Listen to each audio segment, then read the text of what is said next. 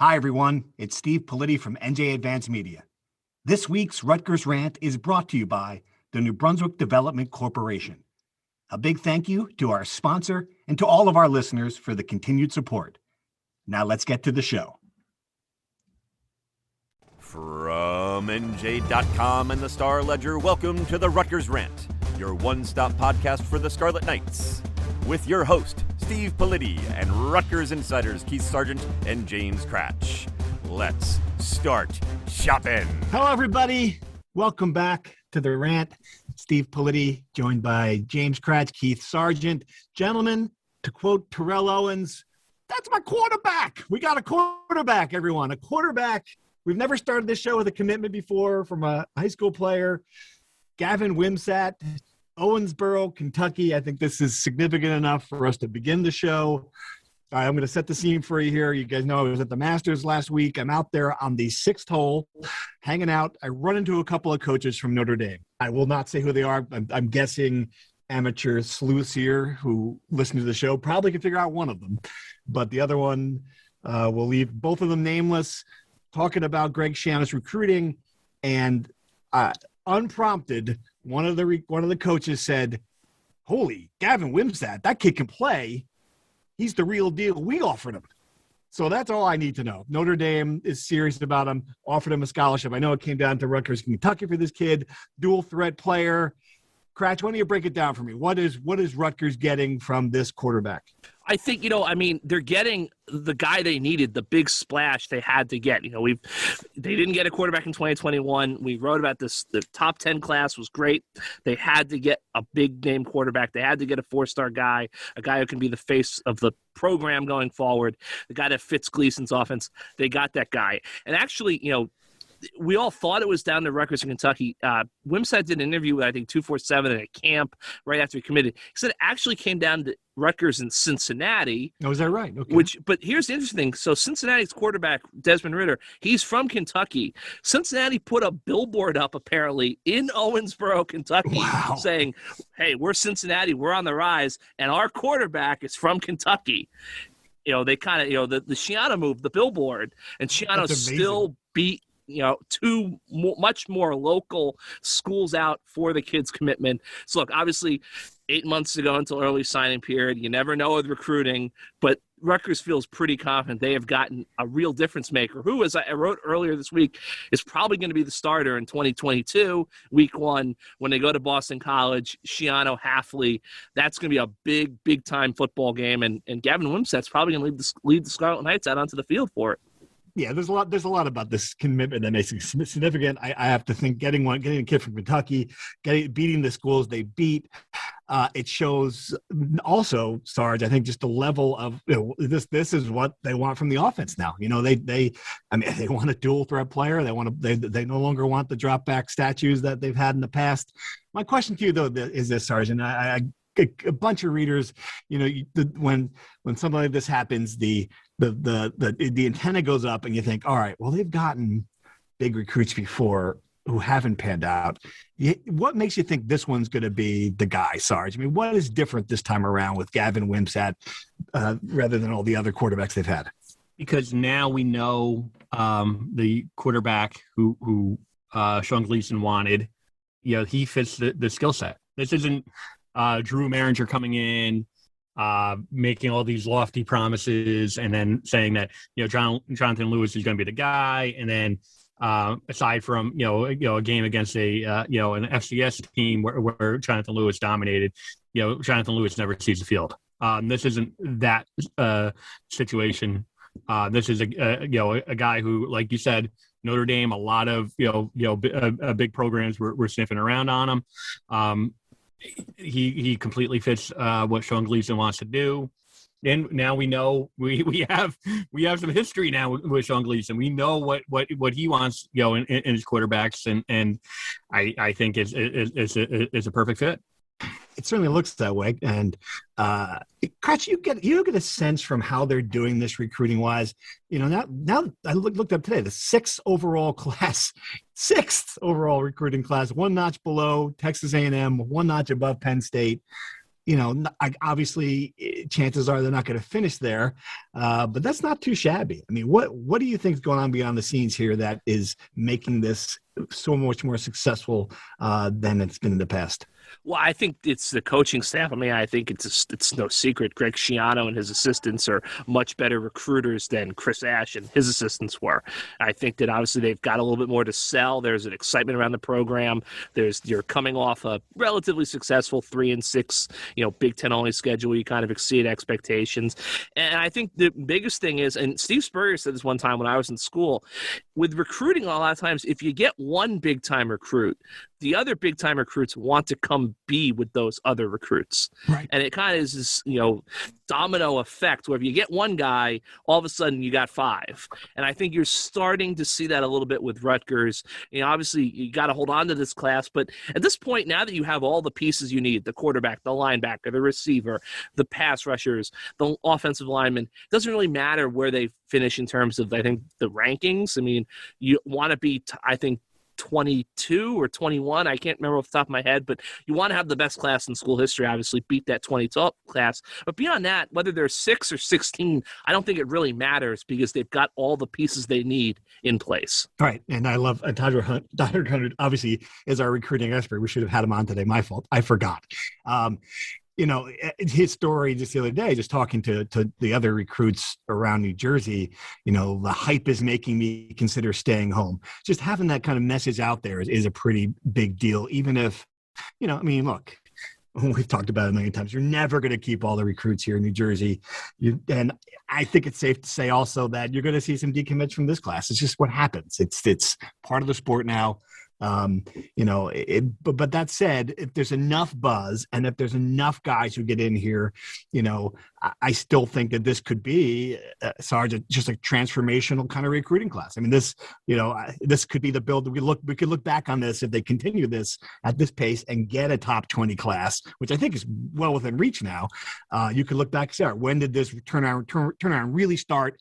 And you can say it started with this class. It's all fair points. What I also think is interesting, and there was some news that broke earlier this week where the NCAA appears to be lifting its recruiting dead period on June 1st, which since the pandemic started last March, coaches have not been allowed to be on the road. They have not allowed to host recruits on campus. They haven't been allowed to have junior days. All the things that they do that Greg Schiano is really, really good at, which is almost a tribute in itself to what Greg Schiano has been able to pull off here, because most of it has been done Zoom. He's talked at length about what he's had to do.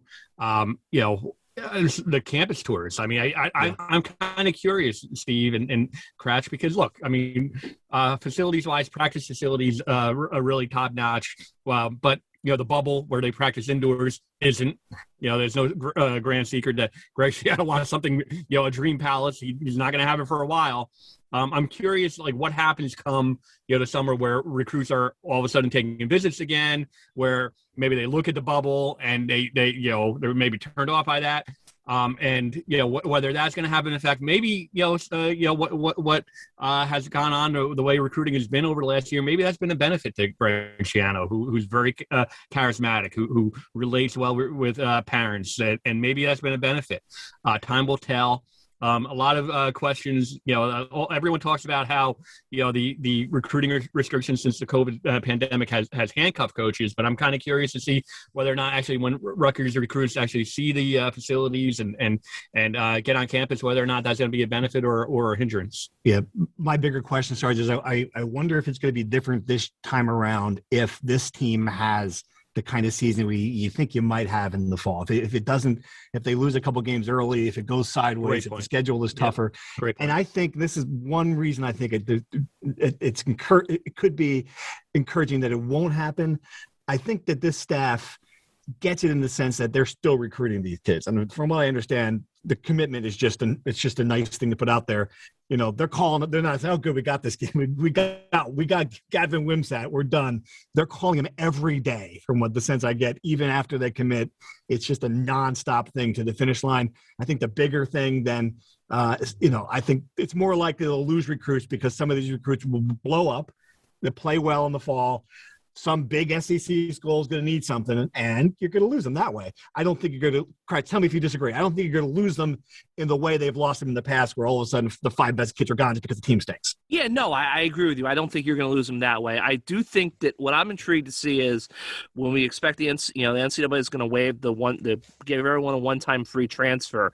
Like, if you're a team like Alabama or Auburn, Ohio State, like the cream of the crop, are they going to be looking to flip kids when we get to November, December, or are they going to be thinking, hey, let's just keep our powder dry, let's go to the transfer portal, and let's go get proven college football players that are older rather than rolling the dice on recruits? Even when you're recruiting at Alabama, it's still far from an exact science. So I do wonder if that is going to play into the hands of Rutgers and other teams that are kind of have surprisingly strong classes, that maybe the big boys won't be as interested in adding high school recruits to the class as we get to the stretch run before the early signing period. All interesting stuff that's going to be a little bit down the line. Let's talk about something a little bit more current here, namely spring football practice. At least I think it's current. I mean, obviously the COVID pause forced Greg Schiano to push back when he wanted to start this thing. Cratch, do we have a timetable now? Do we know when this is going to start at this point? Yeah, it sounds like sometime next week they will finally get back out in the field and practice. So, I mean, I think it was supposed to start like March 30th or so. So about a 3-week delay, which means I would assume no date has been set yet for the spring game, but I would assume that they will push the spring game back in about 3 weeks. I think maybe I can't remember if we talked about in the podcast. I know some schools have setups where they'll have the spring game in the middle and then they'll have practices after the spring game. Doesn't sound like Rutgers wants to do that. They want the spring game to be the big finale of the spring practice setup. And I don't know the exact attendance plans, but my understanding is there are going to be fans allowed into the spring game. I don't think that you're going to see Rutgers, whatever the Governor Murphy's standard is on that day. I don't think they're going to open the doors and pack in as many people as they're allowed to by the state, but I do think they will have fans in the stands. I mean, it seems like we're heading in that direction nationally. Even Fauci said he'd have no problem going to a baseball game. You're seeing full stadiums in different places. I get it. New Jersey is not going to go crazy, but you would have to imagine there'd be people there. Certainly, I think it's like a risk reward thing. I mean, like a lot Rutgers fans have been complaining, like men's lacrosse, even on a normal day, before the pandemic, they were getting about 2,000 people on a game. So at that point, Rutgers has a magic number in their head of amount of people they want to let into SHI Stadium, but that's still going to accommodate, a men's lacrosse game. I think the baseball fans, the people that are complaining about being no fans of baseball, one, how many people are actually going to a Rutgers baseball game, in a normal time? Two, they can't let fans in based on the current state, executive order laws. So that's why there's no fans there, or field hockey, and only limited fans are allowed at soccer. I don't think there's going to be any soccer games for the rest of the season. But yeah, I expect there'll be a good sized crowd at the spring game. And I would be surprised if, I don't know if they're going to be at 100% capacity for the season opener in September, but I think they're going to be pretty close. All right, who are we interested in seeing this spring? Obviously, there's a bunch of names from last year that are still intriguing. Peyton Powell, the transfer who flipped from Utah, originally from Baylor, is certainly one that jumps out. Will he be offense, defense, safety, or receiver? We think defensive back, but we're not sure. Sarge, who do you got? Is there someone that is pretending you could be there? If you were there, if you could watch it, come spring game, is there someone you're interested in seeing this spring before the season gets here? I mean, I'd like to keep it simple, considering when we last saw Noah Vedral, he was hurt. I'd like to see whether or not he's going to be able to make that leap, as a guy who now all of a sudden feels comfortable in the Sean Gleason offense. That's what they want. They almost everyone to a man say that, Sean Gleason's offense was complicated, and the fact that he was able to kind of learn on the fly without a true training camp, coming in, as the transfer, They think that spoke volumes, the way he was able to master it and be efficient with it. Give him a full spring camp. I'd like to see how he's going to excel at it. Joshua Youngblood, another guy who's just another guy in the mold of Aaron Cruikshank. If we were there every day, I'd be watching him. How are they going to get him involved? Look, it's not an embarrassment of riches just yet because some of these guys still need to prove themselves. But you start stacking them with Bo Melton, Cruikshank, Joshua Youngblood, Shameen Jones, who had an underrated season a year ago. All of a sudden, maybe they have some playmakers for Noah Vedral to utilize. Brett, you got a name for me who he would be watching? Yeah, Jameer Wright Collins, big, 6'2", 215-pound running back from Patterson Kennedy, played on special teams last year. I think he's a guy who could, I'm intrigued to see. Obviously, K'Ron Adams moved on. He had about 10% of the carries, last year. I'm intrigued. Did they give more carries to Aaron Young, a guy who has all these, he's very versatile. Seems like he'd be a great fit for a Sean Gleason offense. Just didn't seem like they ever really found a consistent role for him. Like, do those touches go to Aaron Young? Does Wright Collins take some of those touches? Tijuan Mason, Brian Ugwu. There's a lot of young guys on the defense that I'm kind of intrigued to see. Can they play their way into roles? Rutgers is pretty loaded at linebacker. They only really are losing 2 starters on offense and defense, which is kind of crazy. And then you mentioned Peyton Powell, just for all the hype when he showed up, he was just he's still a man of mystery. I don't, he didn't play a single game last year, and the games I went to, he didn't even dress. So no one has seen him outside of the program. So I'm also intrigued to see what he brings, and if he's at cornerback, he's at safety, if he goes somewhere else. All right, good stuff. Let's dive into true or false. You guys know how it works. Give you a few statements here, and we'll see. Take your temperature on a few important things. All right, true or false? Rutgers will still add a quarterback from the transfer portal after spring practice. Cratch, true or false? False. Sarge? False. Totally agree. False. The quarterback is on the roster. True or false? This Rutgers recruiting class will finish in the top 20 nationally. Cratch, true or false? True. Sarge? True. True. That would be an incredible accomplishment of where they are now. I have to go true as well. All right. True or false? Geo Baker will return next season to the basketball team. Cratch, true or false? True. Sarge? God, I hate it when we all agree, but it's true. I can go false if you want. I don't think I'm going to panic in Dave White's head. Dave White gets mentioned every podcast, by the way. I'm going to go true as well. I think it just seems like he's not going to get drafted. And I don't know what the options are after that, unless he wants to go play overseas with Jacob Young. All right. True or false? Montez Mathis will return next season. False. False? False. False. Yeah, false as well. I think he seems like he is a goner. True or false? It's time to worry about Rutgers basketball for next season. Cratch? False. All right. Sarge? God. True. I mean, they haven't picked up a guy from a transfer portal. Other guy. Yeah. Other so. I think that's a pretty big true. We'll get to that right away. But finally, Rutgers, true or false? Rutgers will make the NCAA tournament next year. Cratch, true or false? True. Sarge? I mean, I said 3 weeks ago. Everyone remembers, what I said then. I said yes, but I say false. Yeah, I'm going false right now, and let's dive into it. And I guess that's it. Sarge, you mentioned it right away. You just assumed at this point that we would have added a couple of pieces, and we haven't. I mean, what's your sense as to what's going on, and why are we sitting here waiting to find out what's going to happen? Yeah, I mean, I think part of it is, a couple of the guys. I mean, Ron Harper, there's he declared for the NBA draft while keeping his eligibility open. So you have to wait. And the problem with that is, the combine is not until June. So, I mean, that's, a couple month process. Same thing with Geo Baker. I know Geo Baker has eligibility. So if he was to return, it wouldn't impact the scholarship per se. But I think, part of it is Pikel. If you look at his history, he's a type of guy who is very patient. He's not a type of guy who's going to really squeeze kids to try to get a commitment. The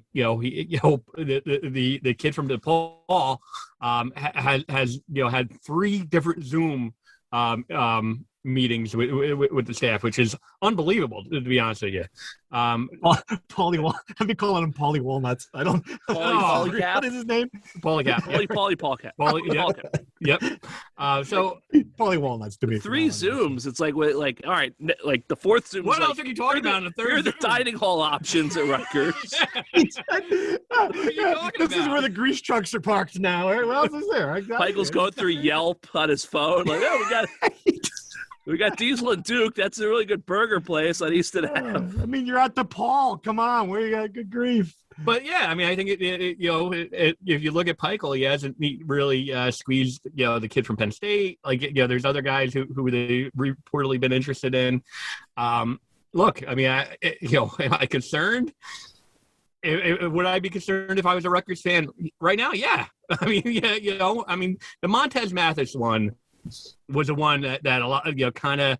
They kind of expected Harper and Gio to make their decisions. They kept their options open by not signing with an agent. Miles Johnson, we all knew, his decision was going to be based on academics. The fact that, it looks like he's going to either end up at UCLA or Stanford, not a surprise.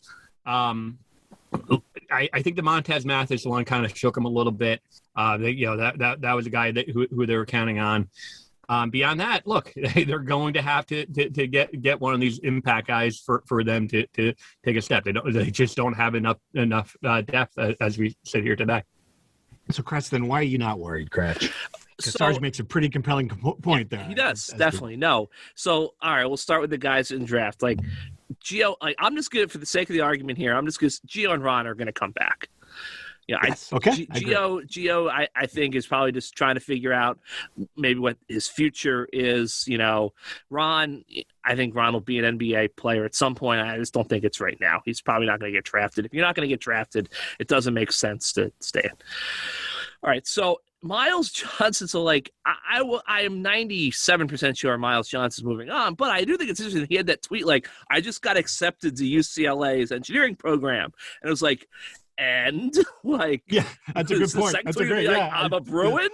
Yeah. Here's the Photoshop of me wearing the beautiful uniform. No, it wasn't. Cronin. Yeah, so like at that point, I'm like, oh, like so is Peichel kind of sitting there thinking, hey, Rutgers engineering might not be out of the hunt yet. What are the rankings? Do we know where does Rutgers? I can't believe we're going to talk about this on the podcast. Where does Rutgers engineering rank compared to UCLA and Stanford? All right, this is great. This is like Fred Sessa Ask Radio, and we're googling engineering school rankings. Syracuse, Caltech. All right, so. It's funny. This is great. So I just pulled up U.S. News and World Report. I know it's people debate whether it's worth it. University of Nebraska Lincoln College of Engineering. They bought an ad at the top of the page. So whoa. So I'm like, Nebraska number 1. No. So MIT, Stanford is number 2. Cal Berkeley's number 3. Actually, Purdue and Michigan are up there. So good thing for Rutgers that Miles didn't talk to them. Yeah. Illinois too. Okay. So Rutgers. Why don't you guys carry the show while I find this? Okay. UCLA is number 16, and I don't see where Rutgers is right now. Yeah. 16. All right. Well, those rankings are BS anyway. Yeah. So you like that? That's just straight out of the Rutgers textbook about the rankings. The rankings are just rankings. I mean, let's face it. I mean, he's a California guy. Yeah. Cratch put it at 97%. I think it was probably a little bit higher. I guess the one thing that you're still uncertain of, does he want to stick with Gio, good friend, roommate, and is his decision in any way dependent on that? But right now, I think it's kind of safe to assume that he's going to base his decision on academics, and if he gets into Stanford. Or he's already gotten to UCLA, that the likelihood is he's going to end up on the West Coast. So I guess back to get the train back moving. So if you keep Gio, you keep Ron, you lose Miles, but let's say you get some sort of big man, Paulie, whoever. All right, you lost Montez, which is a blow, but I think you can survive that. If you feel confident about Jaden Jones, you got Mulcahy back, you have Caleb McConnell back. If you had one more piece potentially. And you just got to have faith in Peichel that, Palmquist and Maul Mag, and all these guys develop, which, hey, he developed the first, wave or two of guys into an NCAA tournament team. You got a chance. Now, I'm not saying they're going to be, no doubt in, but I think this is a team that if February could roll around and they're in a hunt, definitely. That's good stuff. I'm still reading about engineering. Now we didn't even talk about which type of engineering programs. We could have really. We just can't just look at blanket engineering. What electric, computer engineering. I was biomedical really engineering. My wife's got a degree in that for some reason. He was going to go to like MIT or MIT, and Miles Johnson shows up in a Division III basketball. Hey guys, I'm here. Dominates the Division III tournament. Some guy, the MIT coach, gets hired at UMass. Why not? All right, that was fun. Hey, Rutgers Rant listeners, it's Steve Politi from NJ Advanced Media. We appreciate you supporting this podcast and the sponsors who help us continue doing it. This week's podcast is brought to you by the New Brunswick Development Corporation. If you listen to this show, you love Rutgers. And if you love Rutgers, you know the positive impact that DevCo has made on the campus and its community. We thank the New Brunswick Development Corporation for its continued support and for helping make this podcast possible. Now back to the show. Let's dive into some insider questions, guys. As always, appreciate it. So NJ.com/insider if you haven't subscribed yet. I think we have a deal going on or something, a bargain. I don't know. I may be making it up. Anyway, subscribe and send us questions, and we will talk about them on the podcast. Lots of good ones. This is a good one to start. I am actually starting to think football may be in the national picture in a few years. Have I become delusional? I think this recruiting class, as people's hopes obviously are rising. My counterpoint would be to take several of those, and I guess it depends on what the definition of national picture is, Sarge, right? What? That's it. That's what I was going to say. Define national picture. Back in the top 25, absolutely. Graciano got him in the top 25 at one point, contending for overtaking Ohio State for the Big Ten East Division title. I think there's going to be they have a long way before they get to that point. But look, you could make a case that they could get to where, if Penn State and Michigan, who have both been down, if they dip down a little bit further, Rutgers rises up, maybe, not out of the question. But back in the top 25, absolutely. Contending or ever, going to the Rose Bowl, in order to go to the Rose Bowl, they'd have to, basically, overtake Ohio State. So I think they're a long way away from getting to that level, but, getting back to the top 25, absolutely. Third place in the Big Ten East can get you to, New Year's Six Bowl some years. Second place could get you to the Rose Bowl some years. So I think you guys are absolutely right. It depends on how you define national. Or is Rutgers going to make the college football playoff in the next 5 years? No, but if they could have the right season, right wins, go 10-2, 7-2 in the Big Ten, and find themselves in a big time bowl game, certainly. I would say this, and for the first time around, writing about this and talking to Greg Schoen about it, in like 2004 or 5, whenever it was, and the question I asked him then was, what's harder? Is it getting from the basement to the middle, 6 and 6, 6 and 7, or is it getting from 6 and 7 to, top 10? And he said unequivocally, it is harder to do the second jump than the first. So keep that in mind. They still haven't made the first jump yet. So if they make the first jump, it's still a challenge to elevate it to the next level.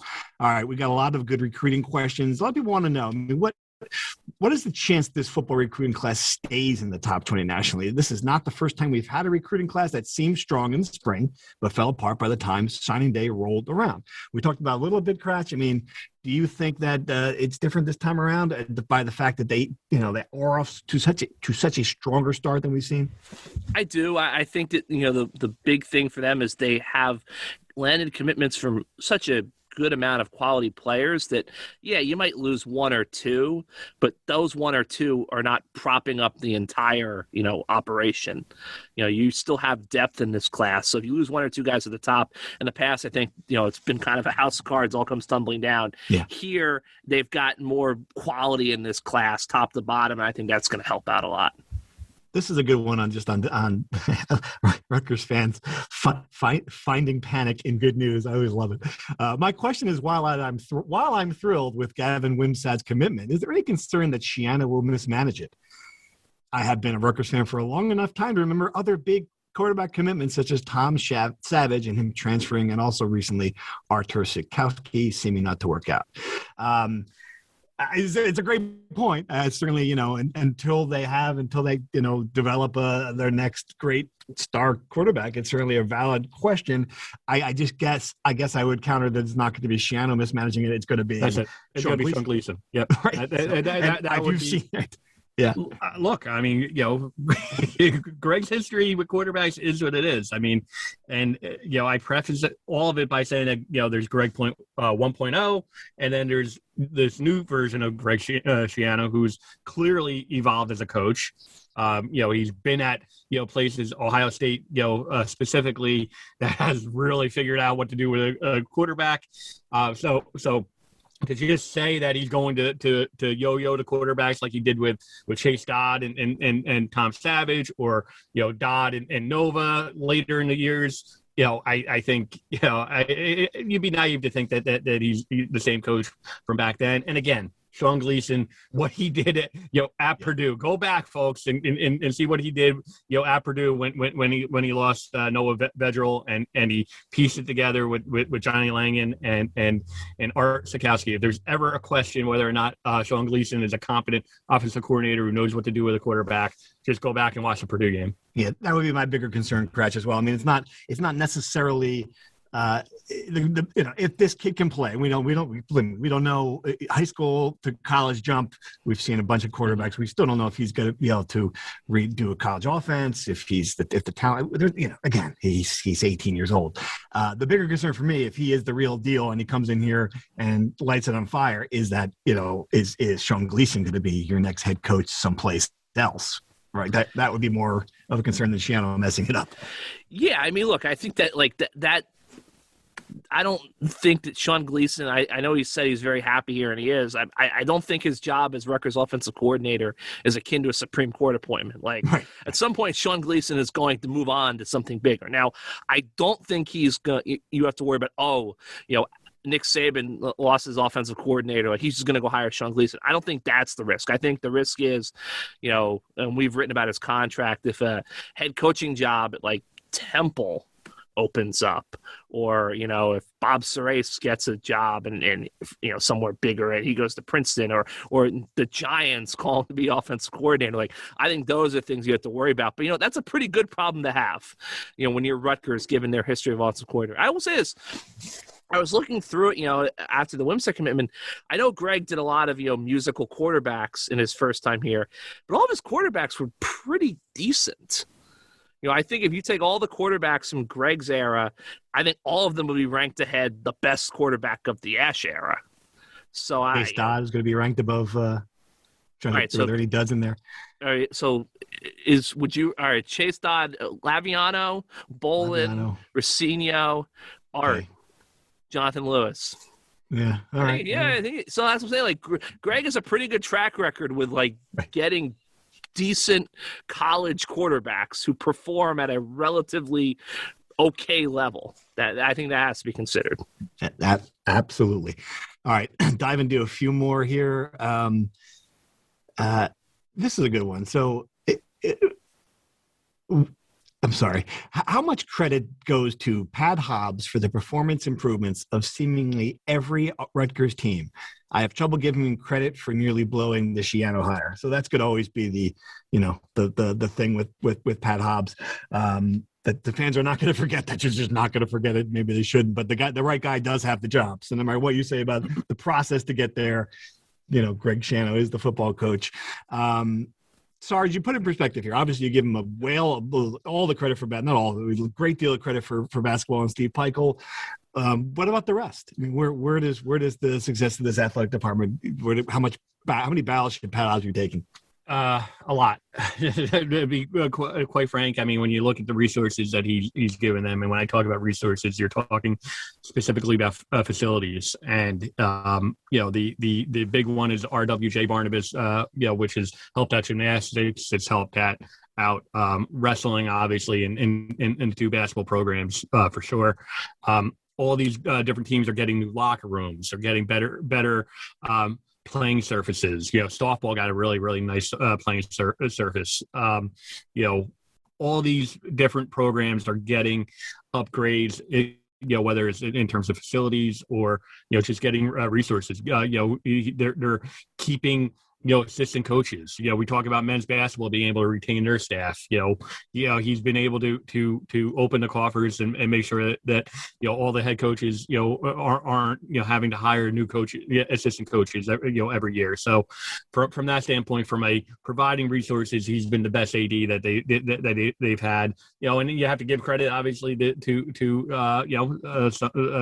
people above him as well for that. They've obviously, not worried as much about the deficit, as opposed to past, administrations. Some people will decry that. There's always going to be a segment of people who look at the spending, and Pat Hobbs has certainly, spent more than any of his predecessors. So let's be clear with that. Yep. But he spent it well. He spent it wisely, in most cases. So he gets a lot of credit for the way they've been able to, the Olympic sports are the best they've been, ever. All right, let's jump to another good topic here. In 2019, if Chris Ash had landed a recruiting class similar to this potential 2022 class, would he have kept his job? Christ, that's sort of like if the Queen had... Yeah, my aunt had, she'd be the king.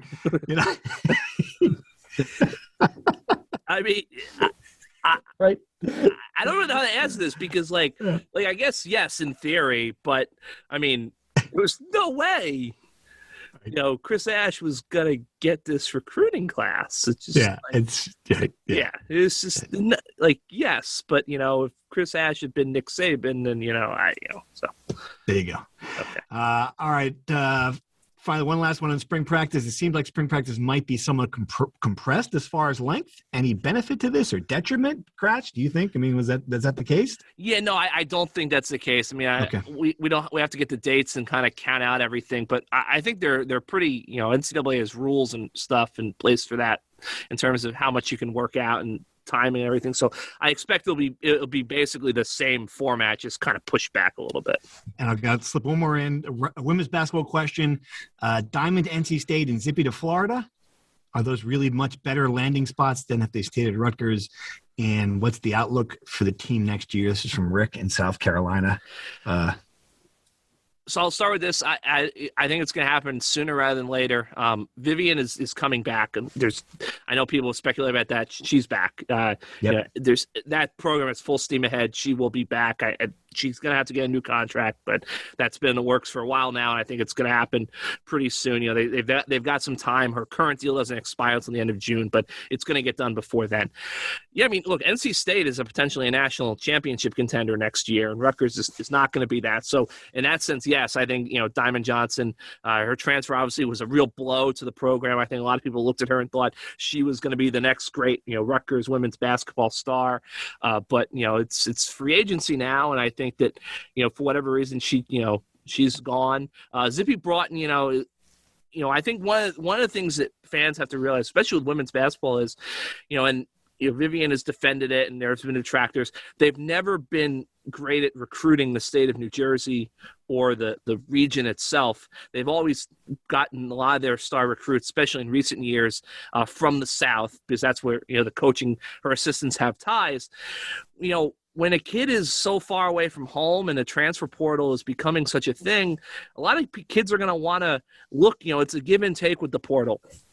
Rutgers football is bringing back guys who want to get home to New Jersey. When Rutgers has players from Alabama and Mississippi and Georgia, they're going to look to go potentially closer to home too. So I think that's what happened with Zippy Broughton. Here for a couple of years, injuries, got a year or two left of eligibility, get closer to home, and that's what Florida is. I think the shorter term question too, and we've spent probably about 9 hours breaking down the Rutgers basketball team's performance in the NCAA tournament in the recent podcast, but Rutgers women's basketball losing in the first round. When you have Arella and you have Diamond Johnson, two top 25 players in the country, when you have those two players, you can't be losing in the first round, of the NCAA tournament. You just can't, especially the way they played after their COVID outbreak. There's no excuses. To me, that was a troubling thing. I can't blame, in this time of players trying to transfer and looking for other options, that was an alarming result. That loss made the men's loss look like, came to compare. I just, and the problem with it was, again, like I knew that Houston was really good, and that was going to be a tough task. I thought they were going to run. It looked like, and the way they were pressing in against BYU, look at, they were going to run them out of the gym, like they couldn't get the ball across half court, and then all of a sudden, I don't know, it was just like something happened. She didn't call a timeout. It was just a poorly coached, and I say this with all the respect for the Naismith Hall of Fame coach. She deserves a ton of kudos, obviously, but she also deserves, blame when you lose a game like that in the first round of the NCAA tournament, when you have really two really good players. It was not a good loss. If I recall correctly, we taped the podcast literally right before tip off. We did. It was just BYU. They had a little bit of a size advantage, but it was sort of similar to the men's loss. Offensive rebounding, cold spell. BYU hit a couple of shots. Look, I think that's going to be something that is going to be a question moving forward. This is looking like it's going to be a rebuilding year. Their top 5 scorers are all, gone already or still in the transfer portal, not expected to return, or have moved on to the professional ranks. WNBA draft is Thursday night. It looks like Arella might be the number 3 overall pick, go to Atlanta. I think, everyone's holding on hope she cuts. You don't want her to fall, but the Liberty are at 6. So unless the Liberty make a deal up, I think, most people would love to see her, herself included, be home with the Liberty. But yeah, I just think, they haven't won a game in the NCAA tournament since 2015. And I think more importantly, they haven't been to the Sweet 16 since 2009. That's a long time. And it's very clear that, look, Vivian is going to be the coach at Rutgers until she doesn't want to be the coach anymore. And everything I've heard is that she's reinvigorated, rejuvenated. She's fired up. She's not going anywhere anytime soon. But I think pressure is going to start to build if they don't have another one of those seasons where they get to the second weekend. It looks like we're a long way away from those based on what's going on there now. All right, thanks for the call. This is a good one. Which is better, pimento cheese sandwiches or St. Elmo's shrimp? This is like someone who follows my food Twitter. I should start a food Twitter page. So I was at the Masters and ate nothing but pimento cheese sandwiches for an entire day, and my digestive tract the next, it was bad. It was really bad. Go to the Masters. If you bucket list thing, I will type in every major sporting event. Basically, at this point, that would be the one I would encourage you to live up to the hype. If you love golf, or if you just like nice places, you should try to get into the lottery, get a ticket, go down there, make it worth your pilgrimage to Augusta National. Just do not eat the pimento cheese sandwich. There's my advice for you. It's free, even for $1.50. Just get beer, and the chicken sandwich is pretty good. What else we got to talk about? How are we going to wrap this up? Lacrosse? So we'll do our Olympic sports corner. Please. All right, so we'll start with men's lacrosse. All right.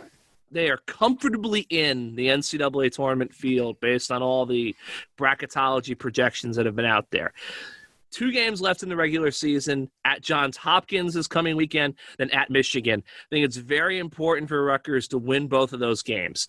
They're both quality teams. I think they're both receiving votes in the rankings this week, but they're not ranked teams. Rutgers has already kind of thumped both teams earlier this season. So look, we've talked about this in the past.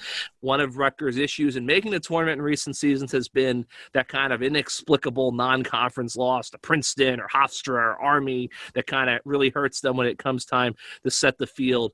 They've got to avoid, wouldn't be the same thing, but they have to avoid kind of a bad loss, get to the Big Ten tournament, which is going to be all 6 teams this year, I believe. So they have to kind of keep on pace, but they are on pace to finally make the big dance. And Brian Brecht, I believe, is 10th year, so it would be a long time coming for them. If they lose one of those games, are they out? I mean, is it? I don't know if they're out necessarily, but I think if you lose one of those games, now you've got kind of a smudge on your resume, and you start to wonder, okay, what happens if they go out early in the Big Ten tournament? Because all the teams in the Big Ten are good.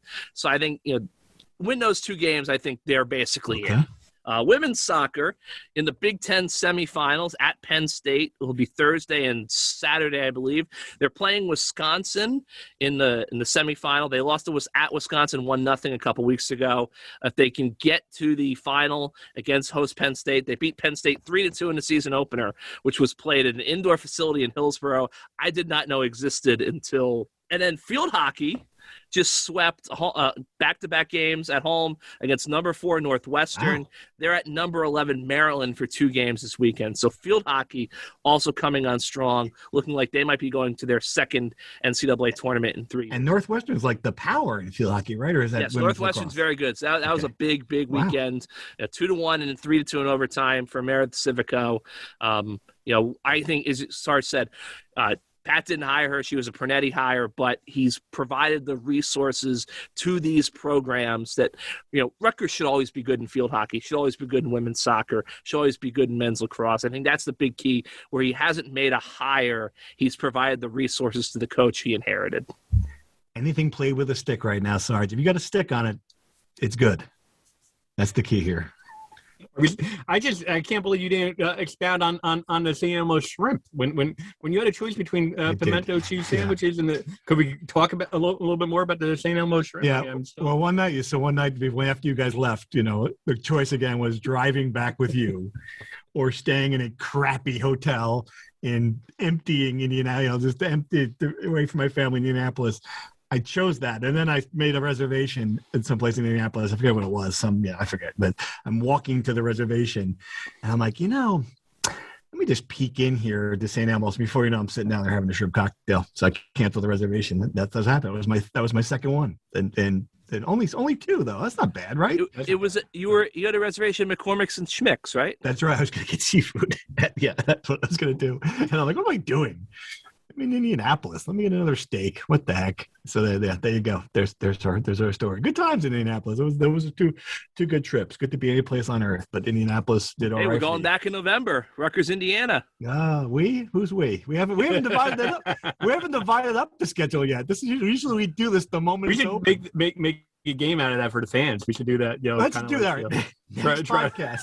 We're gonna divide up the schedule live, and it's going to be fun to see what happens when we get to because I know it's at State College. If we're drafting games, it's going to be dicey. That's all I can say about that. The strange thing about this schedule is they're at Northwestern, bye week at Illinois. Okay, so you're gonna stay out there for 2 weeks, and I don't think I'm gonna. Illinois is a tough trip. Illinois is let me tell you something. That is the that might be Fonseca. That might be Fonseca and Todrick Hunt. We're gonna have to. Brian, we've got good news, Brian. We really need you to travel this year. This is a huge thing for opportunity to go on the road for football. Oh, great! Where am I going? Illinois. Oh, okay. I'll tell you something. Like when they say it's a 3-hour drive from Chicago to Champaign, it's a 3-hour drive. I think Indianapolis to Champaign is a little bit closer, but either way, it's a tough drive, and there's not a whole lot to do. There's no you can't do that drive in 2:59. It's 3. It's tough, and it's at College Park too, right? Oh man, those are some bad trips this year. All right, here's the schedule: September 4th, Temple; September 11th at Syracuse; September 18th, Delaware; September 25th. At Michigan, we'll see you at the Romulus Detroit Marriott Hotel. Can we stay in Ann Arbor for a change? All right, go on, keep going. October 2nd, home against Ohio State. October 9th, home against Michigan State. Right. October 16th, at Northwestern. I believe Rutgers is never the circle is now going to be closed. I think Rutgers' first ever game in Evanston. Unfortunately, that the hot dog place next to the stadium closed, so we got screwed there. A bye week, open date, and then at Illinois, October 30th. Then Wisconsin here, November 13th at Indiana. So it'll be a little chilly when we go to St. Elmo's. I think Rutgers will throw for more than 1 passing yard at this time when they go to Bloomington. I wonder if the rise of the Indiana football program has led to a new elevator in the stadium. Remember, last time I was there, I ate the lasagna and tweeted about it and got in trouble. They were angry at me for making fun of the lasagna, like a hand crank elevator there. That was bad. That was November 20th at Penn State. Otis's first elevator. Okay, sorry. But then Rutgers finally is home on Thanksgiving weekend playing Maryland for the imaginary railroad tie rivalry trophy. That's right. It's a home If you miss your opportunity to go to do the Francesa, win, go break down the schedule, 30 seconds in between each game. Sarge, we have a sponsor and we got to do something in August. That's fair. That's fair. That's a good point. Speaking of our sponsor, we want to thank the New Brunswick Development Corporation, DevCo, Chris Palladino for sponsoring us. We want to thank Keith Norton for our great new introduction. He's really excited about the Red Hot Lacrosse team. And that's all we got this week. We'll be back a week or two to talk some more spring sports, and we will break down who travels where for Rutgers football this year. Steve Politi signing off. Keith Sargent, James Cratch. Thanks for listening. Thank you for listening to the Rutgers Rant. To participate in the conversation and receive live updates about the Scarlet Knights directly to your phone, sign up at NJ.com/insider.